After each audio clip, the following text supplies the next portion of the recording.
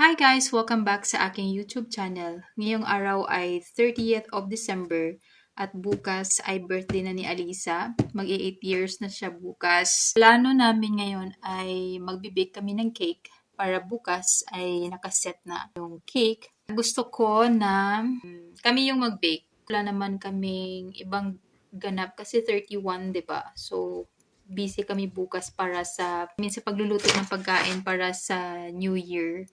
Kasi magsi-celebrate kami ng hating gabi. So, stay up kami hanggang madaling araw. Ayan. So, samahan ako ni Alisa magluto ng cake niya. Birthday cake. Ngayon.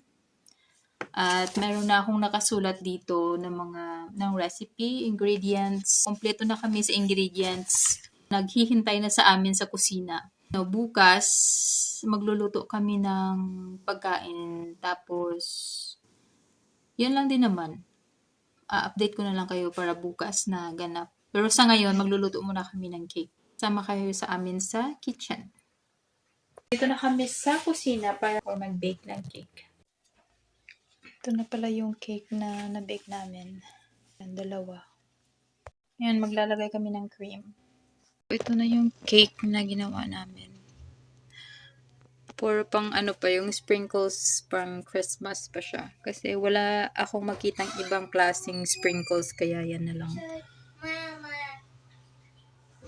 Hindi siya maganda. Hindi siya ganun kalinis, pero okay lang din naman. Kami-kami lang din naman ang kakain. Nasulat sa tayo ating pagkakaibigan, di magbabago kailanman. Kahit na magkalayo, nandito ka sa aking puso.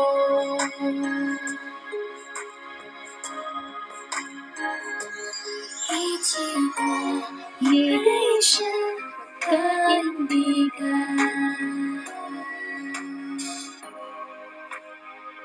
Kahit kailan.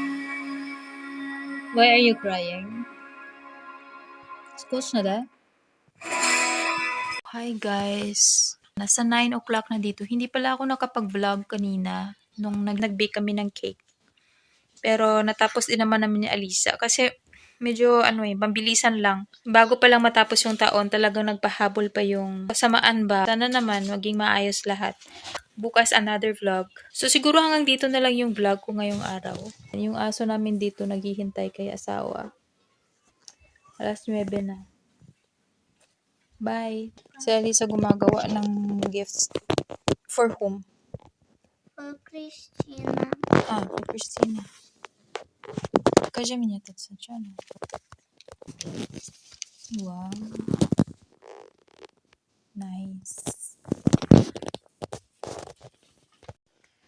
Ito na yun, kadami yung mga gifts nila.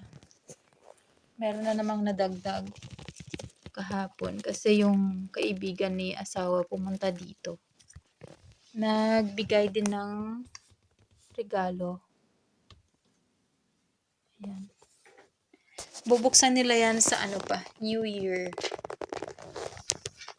Halos yung mga nasa ilalim ng Christmas tree ay para sa mga bata. Sobrang dami. Ang dami kong nabili para sa kanila. Tapos kahapon may pumunta dito na kaibigan ni asawa. So, ang daming bit-bit. Kaya yun, nilagay ko sila sa paper bag at binalot ko din yung iba. Kasi nawala na ako ng ng gift wrapper.